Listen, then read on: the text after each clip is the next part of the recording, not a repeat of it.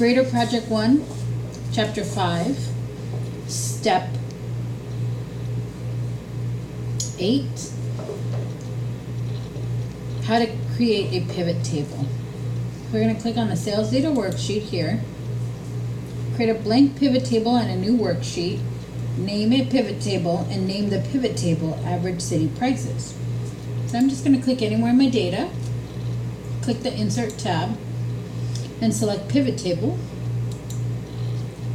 It's going to automatically detect the data in the sheet. We want it on a new worksheet, and we want to click OK. Excuse me, this is the blank pivot table. You get your pivot table tools. Under the Analyze tab, we're going to click here where it says pivot table name and change that pivot table name to average city prices. Press enter. And they would like you to also change the sheet name to pivot table.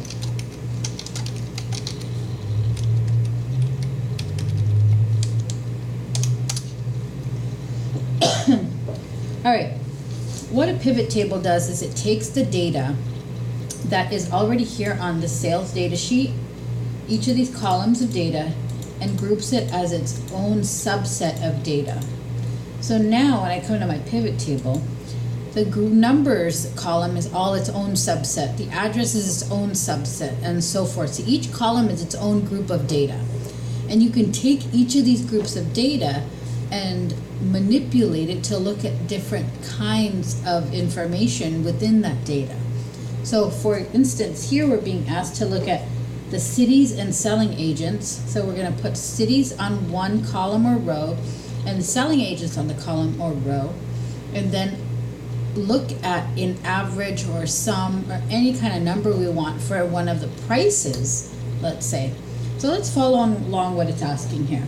Place the city field in the row. So I'm going to select city. I'm going to hover over it, left click, drag, and drop it in row. Selling agent, left click, drag, drop it in column. Asking price and selling price as values. Asking price, selling price. So what you see is that in the columns, each of my columns is one of these selling agents' names. And each row is designated by a different city. And then I've asked for the values of asking price and selling price, and you'll see that, for example, Bethune has an asking price and selling price, and we get the sum for Alpine City for an asking price and a sum for selling price for Alpine, and so forth. So this selling agent didn't sell in these two cities. But we're being asked to not find the sum, but we want to look for the average. So I'm going to come down here where it says values. I'm going to just click on the drop down arrow for sum of asking. Click value field settings. Change that to average here. Click OK. And then do the same for sum of selling. And then we're being asked to pivot the data to place the city field below the values and selling agent in the row. So we're actually going to now move these guys, the names, over here, and then the cities are going to be up here.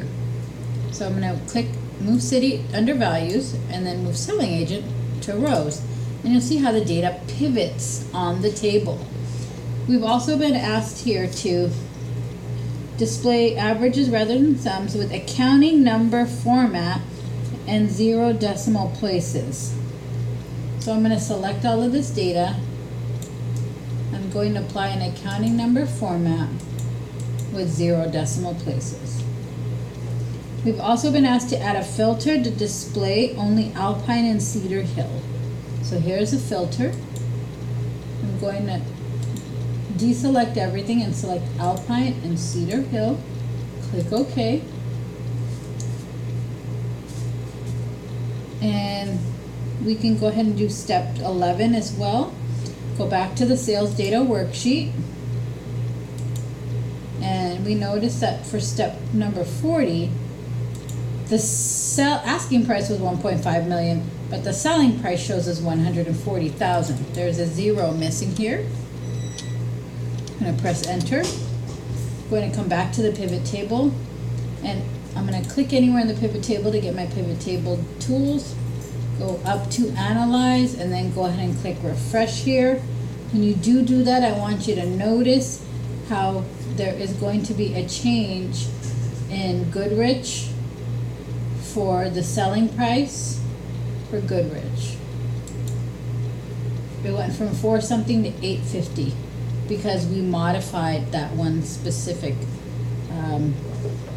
item. That's, in a nutshell, a pivot table.